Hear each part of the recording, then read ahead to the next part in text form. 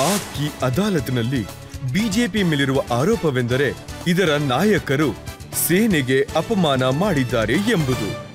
ಸುಧಾಂಶು ಅವರೇ, ಭಾರತೀಯ ಜನತಾ ಪಾರ್ಟಿಯ ನಾಯಕರೊಬ್ಬರಿದ್ದಾರೆ, ಮಧ್ಯಪ್ರದೇಶ ಸರ್ಕಾರದ ಮಂತ್ರಿಯಾಗಿದ್ದಾರೆ ವಿಜಯ್ ಶಾ. ಅವರು ಕರ್ನಲ್ ಸೋಫಿಯಾ ಅವ್ರ ಬಗ್ಗೆ ಏನ್ ಹೇಳಿದಾರಲ್ಲ, ಅದು ಬಹಳ ನಿಂದನೀಯವಾದದ್ದು, ಬಹಳ ನಾಚಿಕೆಗೇಡಿನ ಮಾತದು. ಅವ್ರು ಹೇಳ್ತಾರೆ, ಯಾರು ನಮ್ಮ ಹೆಣ್ಣು ಮಕ್ಕಳ ಸಿಂಧೂರವನ್ನ ಅಳಿಸಿದಾರೋ ನಾವು ಅವರ ತಂಗಿನ ಕಳಿಸಿ ಅದೇ ಕೆಲಸವನ್ನ ಮಾಡಿಸಿದೀವಿ ಅಂತ. ನೋಡಿ, ಇದು ತುಂಬಾ ತಪ್ಪಾದಂತಹ ಮಾತು. ಇದಕ್ಕಾಗಿ ಅವರು ಕ್ಷಮೆನೂ ಕೂಡ ಕೇಳಿದ್ದಾರೆ, ಪಶ್ಚಾತ್ತಾಪ ಕೂಡ ವ್ಯಕ್ತಪಡಿಸಿದ್ದಾರೆ. ಇದ್ರ ಬಗ್ಗೆ ವಿಚಾರಣೆ ನಡೀತಾ ಇದೆ. ನ್ಯಾಯಾಲಯದಲ್ಲಿ ಇದ್ರ ಬಗ್ಗೆ ಏನ್ ನಿರ್ಧಾರ ಆಗುತ್ತೋ ಅದನ್ನ ನಾವೆಲ್ಲರೂ ಕೂಡ ಒಪ್ಕೋತೀವಿ. ಆದ್ರೆ ಅಲ್ಲ, ನಿಮ್ಗನ್ಸೋದಿಲ್ವಾ ಬಿಜೆಪಿಯವರು ಅವರನ್ನ ಪಕ್ಷದಿಂದ ಹೊರಗಡೆ ಹಾಕ್ಬೇಕು ಅಂತ? ನೋಡಿ, ವಿಷಯ ಸ್ಪಷ್ಟ ಇದೆ. ಅವರು ಕ್ಷಮೆ ಕೂಡ ಕೇಳಿದ್ದಾರೆ, ಪಶ್ಚಾತ್ತಾಪ ವ್ಯಕ್ತಪಡಿಸಿದ್ದಾರೆ. ಆದ್ರೆ ಈ ಪ್ರಶ್ನೆ ಕೇಳ್ತಿರೋರು ನಮ್ಮ ಏರ್ಫೋರ್ಸ್ ಆಫೀಸರ್ನ ಹತ್ಯೆ ಮಾಡಿದಂತಹ ಯಾಸಿನ್ ಮಲಿಕ್ನ ಪ್ರಧಾನಮಂತ್ರಿ ಕಾರ್ಯಾಲಯಕ್ಕೆ ಕರೆದು ಅವನಿಗೆ ಸನ್ಮಾನ ಮಾಡ್ತಾರೆ. ಅವನು ಭಾರತದ ಸೇನಾಧ್ಯಕ್ಷರನ್ನ ರಸ್ತೆಲ್ ಹೋಗೋ ಗೂಂಡಾ ಅಂತ ಕರೆದಿದ್ದ. ಅವರ ನಾಯಕ ಸಿದ್ದು ಹೋಗಿ ಜನರಲ್ ಬಾಜವಾ ಅವ್ರನ್ನ ತಬ್ಬಿಕೊಂಡಿದ್ರು, ಕ್ಷಮೆ ಕೂಡ ಕೇಳಲಿಲ್ಲ. ಹೇಳಿಕೆನ ವಾಪಸ್ಸು ತಗೊಳ್ಳಿಲ್ಲ. ಅವರು ತಗೊಂಡಿದ್ರ ಹೇಳಿ? ತಗೊಂಡಿರಲಿಲ್ಲ. ಅವರು ಹಾಫೀಜ್ನ ಸಾಹೇಬ್ರೆ ಅಂತಿದ್ರು, ಒಸಾಮಾಗೆ ಹೋಗಿ ಬನ್ನಿ ಅಂತಿದ್ರು. ಅಷ್ಟೇ ಅಲ್ಲ, ಭಾರತದ ಸಂಸತ್ನ ಮೇಲೆ ಆದಂತಹ ದಾಳಿಯಲ್ಲಿ ಯಾರು ಮೃತರಾಗಿದ್ರೋ ಅವರ ಕುಟುಂಬದವರು ಮೆಡಲ್ ವಾಪಸ್ ಕೊಟ್ಟಿದ್ರು. ಯಾಕಂದ್ರೆ ಸುಪ್ರೀಂ ಕೋರ್ಟ್ ಆರ್ಡರ್ ಆದ್ಮೇಲೂ ಕೂಡ ಅಫ್ಜಲ್ಗೆ 7 ವರ್ಷಗಳ ಕಾಲ ನೇಣು ಶಿಕ್ಷೆ ಕೊಟ್ಟಿರಲಿಲ್ಲ. ಅವ್ರ ಬಗ್ಗೆ ಇವರು ಕಣ್ಣೀರ್ ಹಾಕ್ಲಿಲ್ಲ. ಆದ್ರೆ ಬಾಟ್ಲಾ ಹೌಸಲ್ ಆಗಿರೋ ಎನ್ಕೌಂಟರ್ ಆರೋಪಿಗಳ ಬಗ್ಗೆ ಕಣ್ಣೀರ್ ಹಾಕಿದ್ರು. ಹಾಗಾಗಿ ಸೇನೆಯ ಶೌರ್ಯದ ಬಗ್ಗೆ, ಸೇನೆಯ ಗೌರವದ ಬಗ್ಗೆ ಯಾವ ಪ್ರಕಾರದ ದೃಢತೆಯನ್ನ ಭಾರತೀಯ ಜನತಾ ಪಾರ್ಟಿ ಮತ್ತೆ ಮೋದಿ ಅವರು ಇಟ್ಕೊಂಡಿದ್ದಾರೋ ಅದ್ರ ಬಗ್ಗೆ ಯಾರು ಪ್ರಶ್ನೆ ಮಾಡಬಾರ್ದು. ನೋಡಿ, ನಾನು ಎಲ್ಲ ಮಾತುಗಳನ್ನ ಒಪ್ಕೊಳ್ತೀನಿ. ಆದ್ರೆ ವಿಜಯ್ ಶಾ ಅವರ ಬಗ್ಗೆ ನೀವು ಹೇಳ್ತಾ ಇದ್ದೀರಲ್ಲ, 2 wrong notes make it right. 50 ತಪ್ಪುಗಳನ್ನ ಕಾಂಗ್ರೆಸ್ ಮಾಡಿರ್ಬೋದು, ಆದ್ರೆ ಬಿಜೆಪಿ ಹೀಗ್ ಮಾಡೋದಕ್ಕೆ ಹೇಗ್ ಸಾಧ್ಯ? ನೋಡಿ, ಈ ಒಂದು ತಪ್ಪಾದ ಹೇಳಿಕೆಯ ಬಗ್ಗೆ ಖಂಡಿತವಾಗ್ಲೂ ಪಾರ್ಟಿ ಗಂಭೀರವಾಗಿ ಇದನ್ನ ತಗೊಂಡಿದೆ. ಅವರು ಕ್ಷಮೆ ಕೇಳಿರಬಹುದು, ಆದ್ರೆ ವಿಚಾರಣೆ ನಡೀತಾ ಇದೆ. ಅಲ್ಲೇನ್ ಶಿಕ್ಷೆ ಆಗುತ್ತೋ ಅದನ್ನ ಒಪ್ಕೊಳ್ತೀವಿ. ಆದ್ರೆ ಪ್ರಶ್ನೆ ಕೇಳ್ತಿರೋರ್ಗೆ ನಾನೊಂದು ಪ್ರಶ್ನೆ ಕೇಳ್ತೀನಿ. ನೀವು ಓಪನ್ ಆಗಿ ಆತಂಕಿಯನ್ನ ಮಗಳು ಅಂತ ಕರೆದಿದ್ರಿ. ಆ ಇಶ್ರತ್ ಜಹಾನ ನೀವು ಮಗಳು ಅಂತ ಕರೆದಿದ್ರಲ್ವಾ? ಇದು ನಿಮ್ ಸರ್ಕಾರ ಇದ್ದಾಗ್ಲೇ ಆಗಿದ್ದು. ಇನ್ನೂ ತಮಾಷೆ ವಿಷಯ ಅಂತ ಅಂದ್ರೆ, ಕಾಂಗ್ರೆಸ್ ಸರ್ಕಾರದ ಸಮಯದಲ್ಲಿ ಐಬಿ ಇಶ್ರತ್ ಜಹಾನ ಆತಂಕಿ ಅಂತ ಕರೆದಿತ್ತು. ಸಿಬಿಐ ಕೂಡ ಅದೇ ಹೇಳಿತ್ತು. ಆಮೇಲೆ ಸಿಬಿಐ ತನ್ನ ಸ್ಟ್ಯಾಂಡ್ ಬದಲಾಯಿಸ್ತು, ಆದ್ರೆ ಐಬಿ ತನ್ನ ಸ್ಟ್ಯಾಂಡ್ ಚೇಂಜ್ ಮಾಡ್ಲಿಲ್ಲ. ಅಂದ್ರೆ ಕಾಂಗ್ರೆಸ್ ಸರ್ಕಾರದ ಇಂಟೆಲಿಜೆನ್ಸ್ ಬ್ಯೂರೋ ಹೇಳ್ತಾ ಇತ್ತು ಇಶ್ರತ್ ಜಹಾನ್ ಆತಂಕಿ ಅಂತ, ಆದ್ರೆ ಅವ್ರ ನಾಯಕರು ಮಗಳು ಅಂತ ಕರೀತಾ ಇದ್ರು. ಹಾಗಾಗಿ ನನಗನ್ಸುತ್ತೆ ಈ ರೀತಿಯ ಭಾವನಾತ್ಮಕ ವಿಷಯಗಳ ಬಗ್ಗೆ ಮಾತಾಡುವಾಗ ಅವರು ತಮ್ಮ ತಪ್ಪನ್ನ ಮರೆಮಾಚಿ ಆರೋಪ ಮಾಡೋದನ್ನ ಮೊದಲು ನಿಲ್ಲಿಸಬೇಕು. ಹಾಗೆ ಅವರು ಸೇನೆ, ಸೈನಿಕರು ಮತ್ತೆ ಕರ್ನಲ್ ಕುರೇಶಿ ಹಾಗೂ ಅವರ ಪೂರ್ತಿ ಕುಟುಂಬ, ಅವರ ಪರಂಪರೆ ಏನಿದೆ ಭಾರತೀಯ ಸೇನೆಯದು, ಅದಕ್ಕೆ ಭಾರತೀಯ ಜನತಾ ಪಾರ್ಟಿ ಮತ್ತೆ ಪ್ರತಿ ಭಾರತೀಯ ಗೌರವ ಕೊಡ್ತಾನೆ ಅಂತ ನಂಬ್ತೀನಿ. ನನಗನ್ಸುತ್ತೆ ಬಿಜೆಪಿಯವರು ವಿಜಯ್ ಶಾ ಅವರ ವಿರುದ್ಧ ಆಕ್ಷನ್ನ ತಗೊಳ್ಳೇಬೇಕಾಗಿತ್ತು. ನಿಮ್ಮಲ್ಲಿ ಒತ್ತಡ ಇರ್ಬೋದು, ಆದ್ರೆ ನನಗಿಲ್ಲ. ನಿಮ್ಮ ಈ ಮಾತನ್ನ ನಾನು ಒಪ್ಕೊಳ್ಳಲ್ಲ. ನೋಡಿ, ಒಪ್ಕೊಳ್ದೇ ಇರೋದು ನಿಮಗ್ ಬಿಟ್ಟಿದ್ದು. ಆದ್ರೆ ನಾನೇನ್ ಹೇಳ್ತೀನಿ ಅಂದ್ರೆ, ಎರಡೂ ಕಡೆ ತಪ್ಪುಗಳನ್ನ ನೋಡಿ ಆಮೇಲೆ ನೀವು ನಿರ್ಣಯ ಮಾಡಿ ಅಂತ. ನೋಡಿ, ಮತ್ತೊಬ್ರು ನಾಯಕರಿದ್ದಾರೆ, ಅವರು ಕೂಡ ಮಧ್ಯಪ್ರದೇಶದವರು. ಅವ್ರು ಹೇಳ್ತಾರೆ ಮೋದಿಯವರ ಮುಂದೆ ಸೈನ್ಯ ಕೂಡ ತಲೆಬಾಗ್ಬೇಕು ಅಂತ ಹೇಳ್ತಾರೆ. ಇಲ್ಲ, ಅವರು ಈ ರೀತಿ ಹೇಳಿರ್ಲಿಲ್ಲ. ಈ ರೀತಿ ಹೇಳೋದಿಕ್ಕೆ ಸಾಧ್ಯನೇ ಇಲ್ಲ. ಅವ್ರೇನ್ ಹೇಳಿದ್ರು ಅಂದ್ರೆ, ಅವರು ಅವ್ರ ಪರವಾಗಿ ಹೇಳಿದ್ದು, ನಾವು ಸೇನೆಗೂ ಕೂಡ ತಲೆಬಾಗ್ತೀವಿ, ಮೋದಿ ಅವ್ರಿಗೂ ತಲೆಬಾಗ್ತೀವಿ ಅಂತ. ನೋಡಿ, ಅದಕ್ಕೆ ಕಾಂಗ್ರೆಸ್ನವ್ರು ಏನ್ ಹೇಳ್ತಾ ಇದ್ದಾರೆ, ಈ ತಿರಂಗಾ ಯಾತ್ರೆ ಏನಾಗ್ತಿದ್ದಿಲ್ಲ ಬಿಜೆಪಿ ಕಡೆಯಿಂದ, ಸೈನ್ಯ ಏನು ಪರಾಕ್ರಮವನ್ನ ತೋರಿಸಿದೆ, ಸೈನ್ಯ ಏನು ಶೌರ್ಯವನ್ನು ತೋರಿಸಿದೆ, ಅದರ ಕ್ರೆಡಿಟ್ ಅನ್ನ ತಗೋತಿದ್ದಾರೆ.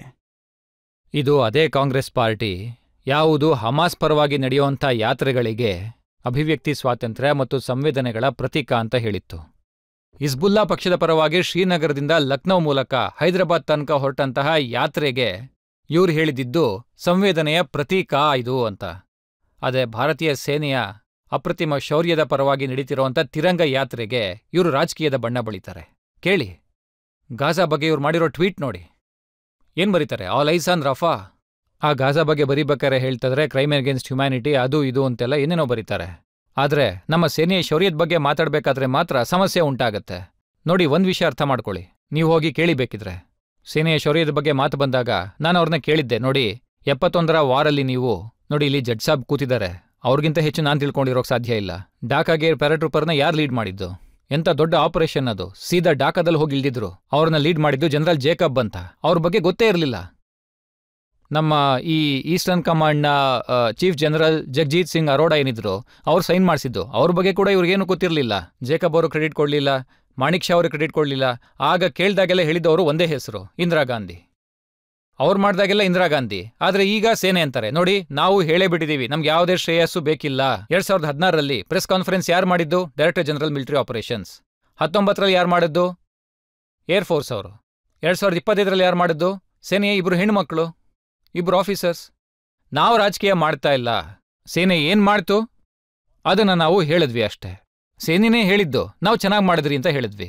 ರಾಜಕೀಯ ಮಾಡ್ತಿರೋರು ಕ್ರೆಡಿಟ್ನ ತಾವೇ ತಗೊಳ್ಳೋಕೆ ಬಯಸ್ತಿರೋರಷ್ಟೇ. ಈಗ ಅವ್ರು ಹೇಳ್ತಾ ಇದ್ದಾರೆ ಆಪರೇಷನ್ ಸಿಂಧೂರ್ನ ಶ್ರೇಯಸ್ಸನ್ನ ತಗೊಳ್ಳೋದಕ್ಕೆ ಮೋದಿಜಿ ಪ್ರಯತ್ನ ಮಾಡ್ತಿದ್ದಾರೆ. ನೋಡಿ, ಮೋದಿ ಅವರ ಕಾಲದಲ್ಲಿ ಸೇನೆಯ ಮನೋಬಲ ಹೆಚ್ಚಾಗಿದೆ, ಆತ್ಮಬಲ ಹೆಚ್ಚಾಗಿದೆ, ಮತ್ತೆ ಸೈನ್ಯದ ಬಲ ಏನಿದೆ ಅದು ಕೂಡ ಹೆಚ್ಚಾಗಿದೆ. ನಾವು ಯಾವುದಕ್ಕೂ ಸಹ ಕ್ರೆಡಿಟ್ ತಗೊಳ್ಳೋಂಥ ಪ್ರಯತ್ನ ಮಾಡ್ತಾ ಇಲ್ಲ. ಕಾರಣ ಏನು ಅಂದರೆ, ಸೇನೆಯ ಪಕ್ಷದಲ್ಲಿ ಯಾವ ಪ್ರಕಾರದಲ್ಲಿ ನಮ್ಮ ಸರ್ಕಾರ ಬಂದ ಮೇಲೆ ಸಣ್ಣ ಉದಾಹರಣೆ ಹೇಳೋಕೆ ಇಷ್ಟಪಡ್ತೀನಿ.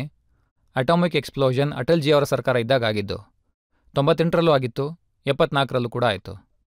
ಆಗೇನಾಗಿತ್ತು, ಭಾರತ ಹೇಳ್ತು, US ಮತ್ತು ಅಮೆರಿಕ ಅವರೇ ಅನೌನ್ಸ್ ಮಾಡಿಬಿಟ್ರು. ಆದರೆ 98ರಲ್ಲಿ ನಾವು ಹೇಳೋ ತನಕ ಅಮೆರಿಕಾಗೂ ಕೂಡ ಗೊತ್ತಾಗಿರಲಿಲ್ಲ. 74ರಲ್ಲಿ ಏನು ಹೇಳಿದ್ರು, ನಾವು ಶಾಂತಿಗೋಸ್ಕರ ಮಾಡ್ತಾಯಿದ್ದೀವಿ ಅಂತ. 98ರಲ್ಲಿ ನಾವು ಶಾಂತಿ ಅಂತೆಲ್ಲ ಹೇಳಿಲ್ಲ. ನಾವು ಹೇಳಿದ್ದು we are a nuclear state ಅಂತ. ನಾವು ನಮ್ಮನ್ನು ನ್ಯೂಕ್ಲಿಯರ್ ಸ್ಟೇಟ್ ಅಂತ ಡಿಕ್ಲೇರ್ ಮಾಡಿದ್ವಿ. ಸೇನೆಯ ಮನೋಬಲ ಹೆಚ್ಚಿಸಿದ್ವಿ. ಮೋದಿ ಅವ್ರು ಬಂದ್ಮೇಲೆ ನಾವು ನ್ಯೂಕ್ಲಿಯರ್ ಸಬ್ಮರೀನ್, ನ್ಯೂಕ್ಲಿಯರ್ ಮಿಸೈಲ್ ಮತ್ತೆ ಹಡಗು ಅಂದ್ರೆ ನೆಲ, ಜಲ, ಆಕಾಶ 3 ಕಡೆ ನಾವು ಸೇನೆಯನ್ನ ನ್ಯೂಕ್ಲಿಯರ್ ಇಂದ ಎಂಪವರ್ಡ್ ಮಾಡಿದ್ವಿ. ಅದಾದ್ಮೇಲೆ ಏನಾಯ್ತು ನೋಡಿ, ನಾನು ಸೇನೆಯ ಬಗ್ಗೆ ಒಂದೇ ಒಂದು ಮಾತು ಹೇಳ್ತೀನಿ, ಮತ್ತಿನ್ನೊಂದ್ಸರಿ ಹೇಳ್ತಾ ಇದ್ದೀನಿ. ಇವರು ಯಾಸಿನ್ ಮಲಿಕ್ನ ಪ್ರಧಾನಮಂತ್ರಿ ಕಾರ್ಯಾಲಯ ಕರೆಸಿ ಸನ್ಮಾನ ಮಾಡಿದ್ರು. ಅವರು ಏರ್ಫೋರ್ಸ್ ಅಧಿಕಾರಿಗಳನ್ನ ಸಾಯಿಸಿದಂಥವನು. ಅದೇ ಮೋದಿಯವರು ಯಾರನ್ನು ಕರೆಸಿದ್ದು? 2015ರಲ್ಲಿ ವೀರ್ ಅಬ್ದುಲ್ ಹಮೀದ್ ಬಲಿದಾನದ 50 ವರ್ಷದ ವರ್ಷಾಚರಣೆಯ ಸಮಯದಲ್ಲಿ ಅವರ ಪೂರ್ತಿ ಕುಟುಂಬ ಮತ್ತೆ ಅವರ ಪತ್ನಿಯನ್ನ ಕಾರ್ಯಾಲಯಕ್ಕೆ ಕರೆಸಿ ಸನ್ಮಾನ ಮಾಡಲಾಯಿತು. ಸೇನೆಯ ಗೌರವ ಈ ರೀತಿ ಮಾಡೋದು. ಅವ್ರ ಥರ ಅಲ್ಲ. ಅವ್ರೇನು ಹೇಳ್ತಾ ಇದ್ರು? 0 ಟಾಲರೆನ್ಸ್ ಆನ್ ಹ್ಯೂಮನ್ ರೈಟ್ಸ್. ಸೇನೆಯ ವಿರುದ್ಧ ವಿಚಾರಣೆ ಆಗ್ತಾ ಇರಲಿ. ನಾವು ಹೇಳಿದ್ದು 0 ಟಾಲರೆನ್ಸ್ ಆನ್ ಟೆರರ್. ಇವರಿದ್ದಾಗ ದುರ್ಬಲ ಮನಸ್ಸಿನ ಸರ್ಕಾರ ಮತ್ತು ಬೇಡಿ ಹಾಕಿರೋ ಸೇನೆ ಇರ್ತಾ ಇತ್ತು. ಆದರೆ ಇವತ್ತು ಎದೆಗಾರಿಕೆ ಇರೋ ಸರ್ಕಾರ, ಅದ್ಭುತ ಮನೋಬಲದ ಸೈನ್ಯ ಇದೆ. ಇನ್ನೊಂದು ಪ್ರಶ್ನೆಯನ್ನು ನಾವೀಗ ಕೇಳೋಣ. ಪಾಕಿಸ್ತಾನದಲ್ಲಿ ಎಷ್ಟೋ ಜನ ಹೇಳ್ತಾರೆ ಜಿಹಾದ್ ಅಂತ. ಮತ್ತೆ ಅವರು ಇಷ್ಟು ಕೆಟ್ಟದಾಗಿ ಸೋತ್ಮೇಲೂ ಕೂಡ ಅವರ ಆರ್ಮಿ ಚೀಫ್ ಮುನೀರ್ ಅವ್ರು ಹೇಳ್ತಾರೆ ಇದೆಲ್ಲ ಅಲ್ಲನಿಚ್ಛೆ ಅಂತ. ಆದ್ರೆ ಇದರಲ್ಲಿ ಅಲ್ಲ ಇಲ್ಲಿಂದ ಬಂದ? ಇದು ತುಂಬಾ ತಮಾಷೆ ವಿಷಯ. ಇಸ್ಲಾಮಿಕ್ ಬ್ರದರ್ಹುಡ್ ಮೇಲೆ ಸ್ಥಾಪಿತ ಆಗಿದ್ದು 25 ವರ್ಷ ಒಟ್ಟಿಗೆ ಇರಕ್ಕಾಗ್ಲಿಲ್ಲ. ಯಾರು ಹೋಗಿ ಸಾಯಿಸಿದ್ದು? ಆ ಬಾಂಗ್ಲಾದೇಶದಲ್ಲಿ, ಆ ಸಮಯದ ಈಸ್ಟ್ ಪಾಕಿಸ್ತಾನದಲ್ಲಿ ಜನರಲ್ ಟಿಕ್ಕಾ ಅವರಲ್ವಾ? ಅವರು ಮುಸ್ಲಿಮೇ ಆಗಿದ್ರು. ನೋಡಿ, ಅವ್ರಿಗೆ ಏನಂತ ಹೆಸರು ಕೊಟ್ಟಿದ್ರು ಗೊತ್ತಾ? ಬುಚರ್ ಆಫ್ ಬಾಂಗ್ಲಾದೇಶ್ ಅಂತ. ಅವ್ರು 73ರಲ್ಲಿ ಬಲೂಚಿಸ್ತಾನಲ್ಲಿ ಅದನ್ನೇ ಮಾಡಿದ್ರು.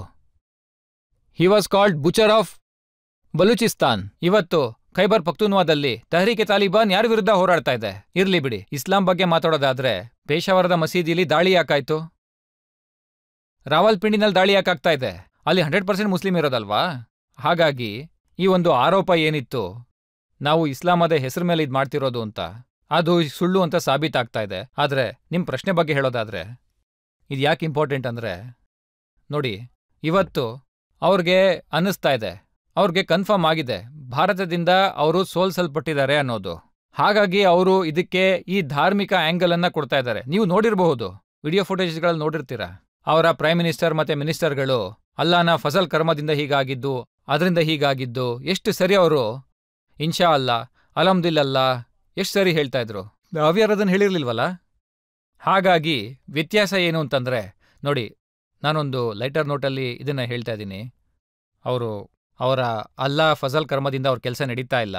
ಅದು ಶುರುವಾಗಿದ್ದು ಕಾಂಗ್ರೆಸ್ನ ಕರ್ಮಗಳಿಂದ, ನಡೀತಾ ಇದ್ದಿದ್ದು ಚೀನಾದ ಕರ್ಮಗಳಿಂದ. ಇದರ ಬಗ್ಗೆ ನಾನು ನಿಮಗೆ ಇನ್ನೊಂದು ವಿಷಯ ಹೇಳ್ತೀನಿ. ನೋಡಿ, ನನ್ನ ಅನುಭವದಿಂದ ಒಂದು ಮಾತನ್ನು ಹೇಳ್ತಾ ಇದ್ದೀನಿ. ಪಾಕಿಸ್ತಾನದ ಸಾಮಾನ್ಯ ಜನತೆಗಾಗಿ ಹೇಳ್ತಾ ಇದ್ದೀನಿ. ನನಗೆ ವಿದೇಶದಲ್ಲಿ ಪಾಕಿಸ್ತಾನದ ಒಬ್ಬ ನಾಯಕರು ಸಿಕ್ಕಿದ್ರು. ಹಾಗೆ ಮಾತಾಡಬೇಕಾದ್ರೆ ನಾನು ಅವ್ರನ್ನ ಕೇಳಿದೆ, ಪಾರ್ಟಿಷನ್ ಆದಮೇಲೆ ಸ್ವಾತಂತ್ರ್ಯ ಬಂದು ಇಷ್ಟು ವರ್ಷ ಆಯ್ತಲ್ಲ, ನಿಮ್ಗೆ ಹೇಗೆ ಅನ್ನಿಸ್ತಾ ಇದೆ ಅಂತ? ನೀವು ಕಳ್ಕೊಂಡ್ರಾ ಗಳಿಸಿದ್ರಾ ಅಂತ? ಪಾಕಿಸ್ತಾನದ ಇಂಟೆಲಿಜೆನ್ಷಿಯಾ ಏನು ಯೋಚಿಸುತ್ತೆ ಅಂತ? ಆಗ ಅವ್ರು ಏನು ಹೇಳಿದ್ರು ಗೊತ್ತಾ? ಪಾಕಿಸ್ತಾನದ ಇಂಟೆಲಿಜೆನ್ಷಿಯಾ ಏನು ಯೋಚಿಸುತ್ತೆ ಅಂತ ಗೊತ್ತಾ? ನಾನು ಹೇಳಿಂದೆ. ಅವ್ರು ಹೇಳಿದ್ರು, ನಮಗೆ ಸ್ವಾತಂತ್ರ್ಯ ಎಲ್ಲಿ ಸಿಕ್ಕಿದೆ ಹೇಳಿ ಅಂತ. ಸ್ವಾತಂತ್ರ್ಯ ಸಿಗದೆ ಹೋದ್ರೆ 42ರಲ್ಲಿ ಏನಾಯ್ತು ಅಂತ ಕೇಳಿದೆ. And now mark the word, ಅವ್ರು ಹೇಳಿದ್ರು, ನೋಡಿ 47ಕ್ಕೂ ಮುಂಚೆ ನಮ್ಮ ಪವರ್ ಸೆಂಟರ್ ಲಂಡನ್ನಲ್ಲಿತ್ತು, ಅದಾದ್ಮೇಲೆ ವಾಷಿಂಗ್ಟನ್ನಲ್ಲಿ ಹೋಯ್ತು, ಈಗ ಚೈನಾದಲ್ಲಿದೆ ಅಂತ. ನೋಡಿ, ನಮ್ಗಂತೂ ಸ್ವಾತಂತ್ರ್ಯ ಯಾವಾಗಲೂ ಸಿಕ್ಕೇ ಇಲ್ಲ. ಖ್ವಾಜಾ ಆಸಿಫಿಂದ ಹಿಡಿದು ಜನರಲ್ ಮುಷರಫ್ ಬಂದ್ ಹೋಗಾಗಿದೆ. We were doing the dirty works of western countries. ಅಂದ್ರೆ ಇವತ್ತು ನೀವು ನೋಡ್ಕೊಳ್ಳಿ, ಯಾವ ದೇಶ ಭಿಕ್ಷೆ ಬೇಡ್ತಾ ಇದೆಯೋ ಅವ್ರ ಜೊತೆ ನೀವು ಟ್ರೇಡ್ ಏನು ಮಾಡೋದಕ್ಕಾಗತ್ತೆ? ಮುಖ್ಯ ಕಂಪನಿಗಳೆಲ್ಲ ಅಲ್ಲಿ ಹೋಗಿ ಮಿಕ್ಕಿರೋ ರಿಸೋರ್ಸಸ್ನ ಎತ್ಕೊಂಡು ಬರ್ತಾ ಇವೆ. ಚೈನಾ ಸಿಪೆಕಲ್ಲಿ ಪೂರ್ತಿ ಆಕ್ಯುಪೈ ಮಾಡ್ಕೊಂಡಿದೆ. ಅಂದ್ರೆ ನೋಡಿ, ಒಂದು ಹೇಳಿಕೆ ಇದೆ, ಅದನ್ನು ಹೇಳ್ತೀನಿ ನಾನು. ಯಾರಿಗೂ ಅವಮಾನ ಮಾಡುವಂಥ ಉದ್ದೇಶ ಇಲ್ಲ, ಒಂದು ಹೇಳಿಕೆ ಇದೆ. ನಹಾಯೇಗಾ ಕ್ಯಾ ನಿಚೋಡೇಗಾ ಕ್ಯಾ. ಆದ್ರೆ ಇಲ್ಲಂತೂ ಏನೂ ಉಳಿದಿಲ್ಲ, ರಕ್ತನೂ ಬಿಡೋ ಲಕ್ಷಣಗಳು ಕಾಣಿಸ್ತಾ ಇಲ್ಲ. ಅದಕ್ಕೆ ನಾನು ಹೇಳ್ತಾ ಇರೋದು, ಇವತ್ತು ಪಾಕಿಸ್ತಾನದ ಪರಿಸ್ಥಿತಿ ಏನಾಗಿದೆ, ಅದು ಕೂಡ ಇಸ್ಲಾಮಿಕ್ ಬ್ರದರ್ಹುಡ್ನ ವಿಚಾರದ ಮೇಲೆ ನಿರ್ಮಾಣ ಅಂತ ದೇಶ. ಅದಕ್ಕೆ ನಾನು ಯಾವಾಗಲೂ ಹೇಳ್ತೀನಿ, जब से बना है पाकिस्तान के मुसलमानों का नुकसान है नुकसान.